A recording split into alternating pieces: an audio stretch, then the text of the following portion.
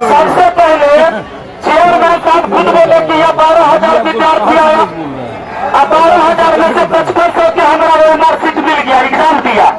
तो हम पूछना चाहते हैं 6500 कहाँ गया? हमें इसका जवाब चाहिए। जवाब ही बोल रहे हैं कि 12,000 आया था, अब बाकी कहाँ गया जब 5500 एग्जाम दिया? दूसरा जो फैसले का तरीका है, ये कहते हैं कि 1 बजे पर, पौने 1 बजे, 1:15 बजे तक शांतिपूर्ण एग्जाम चल रहा था और कुछ बच्चा में उपद्रवी घुस गया, सबके एग्जाम को गड़बड़ करवा दिया। यही कहा जा रहा है।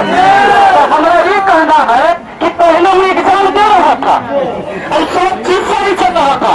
अरे करे को मन में आया तो सर्टिफिकेट छीनने लगा, तो वीडियो जारी करो।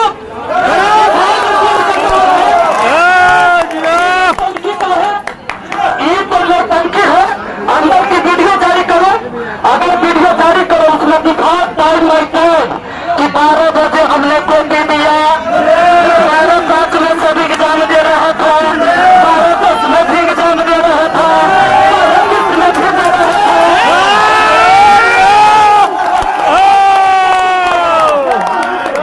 चोर चोर मौसेरा भाई सब एक दूसरे को बचाने में हम मानना नहीं करेंगे। सीधी बात है कि इस अधिकारी पर इसको जब तक हटाया नहीं जाएगा हम एक बोध भोग कर रख देंगे। इस बात से हमारा मिशन है कि ऐसे अधिकारी को जब तक हम लोग हटाएंगे नहीं, हमारे देश के वो जो गरीब के बाल बच्चा दुनिया रह के तैयारी कर रहा है जी, माँ जो है दिवाली में साड़ी नहीं खरीदी, छठ में साड़ी नहीं खरीदी, तो हमारे बउआ के पढ़ाई लिखाई में गड़बड़ी न हो जाए, उसका यहाँ बड़ा काट दिया जा रहा है। एगो नेताजी के सुने कर ले भाषण कह रहा है कि अच्छा मास्टर से काहे पहुंच रहा है, छात्र नेता काहे पहुंच रहा है, वो कर तो एग्जाम नहीं था, उनका है पहुंच रहा है। तो हम पूछना चाहते हैं कि तो आपके बेटी के बेटा के बियाह शादी होता है तो देखा देखी करे जाते हैं कि नहीं?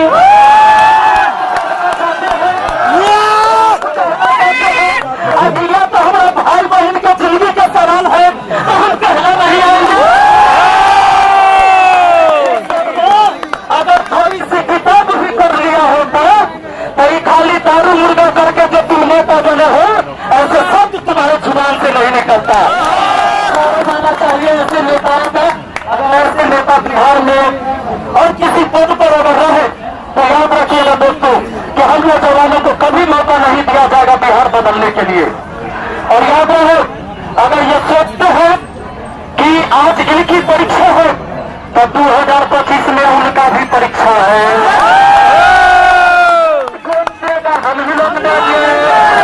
उस समय टोपी हम ही लोग चेक करेंगे, लोग बैठाएंगे, दिक्कत हो जाएगा। और वही बात कि हम लोग तो रहम कर रहे हैं उन पर। अब ये कैसे?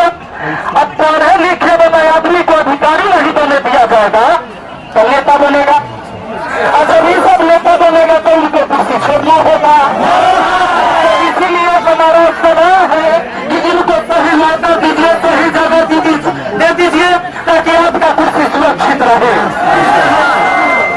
और दोस्तों एक बात हम और कहेंगे मेरे भाइयों, राजनीति में हम लोगों को सिखाते हैं नर्सरी क्लास का, तो राजनीति हम जरूर शुरू कर लेंगे। हम भी वहीं से आए हैं, राजनीति का नर्सरी क्लास जो जमीन और धरातल से शुरू होता है, पंचायत से। ऐसे ही नहीं आए हैं, इसलिए यहाँ शिक्षक भी आएगा, विद्यार्थी को मदद करने वाला अगर कोई भी व्यक्ति हो, किसी पार्टी का नेता तो कौन आएगा? विद्यार्थी की बात अगर बुलंद कर रहे हैं तो कहीं से रहिए, कहीं से आइए, किसी जाति, किसी धर्म, किसी पार्टी। अगर विद्यार्थी की न्याय की बात करिएगा तो सबका स्वागत होना चाहिए। तो ये बिल्कुल जायज है। और हमारे रहमानसु सर हुए, रोहित सर हुए, तूफान सर है, सुनामी सर है, सुनामी है। और बाकी सभी आपके साथी गण जितने भी छात्र नेता है, आपके छात्र जितने भी गर्जी है, आपके रहमानसु सर, हम लोग के बुजुर्ग कहिए उनको, हम लोग के बुजुर्ग हैं, गार्जियन है। और गार्जियन का हाथ जब तक बाल बच्चा के ऊपर रहेगा उनका कुछ बिगड़ने वाला है।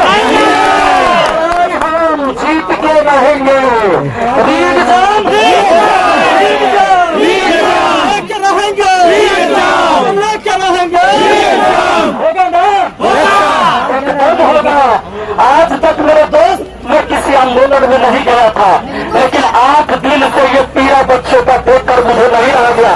मुझे लगता था कि अब फिर आ जाएगा, फिर आ जाएगा, फिर आ जाएगा, लेकिन लगा कि फिर ये न रहा है, ये न रहा है, ये न रहा है। तो कर की कारण है, अगर विद्यार्थी से मांगा जा रहा है सबूत, तो हम लोग सबके टैक्स के पैसा से सैलरी ओकरा काहे दिया जा रहा है? नेता सब कह रहा है कि भाई यहाँ फंडिंग हो रहा है, कोई कह रहा है कि फंडिंग हो रहा है, जैसे दिल्ली से फंडिंग हो रहा है। कह रहा है कि कोचिंग वाला को कोचिंग माफिया कह दे रहा है, जो पैसा कमा रहा है। अरे सब कमा रहा है तो टैक्स के पैसा से तो हर वेतन जा रहा है। ये सब न कमाएगा तो रात में से नहीं कमाइएगा तो कैसे टैक्स के पैसा से वेतन मिलेगा? तो हम लोगों के टैक्स के पैसा से तुम्हारी सैलरी मिलती है। और इसीलिए भाई सरकार भी होश में आए, अधिकारी होश में आए और री एग्जाम करवाए। अगर री एग्जाम नहीं होगा तो इनका भी एग्जाम 2025 में है, रिजल्ट हम लोग निकालेंगे।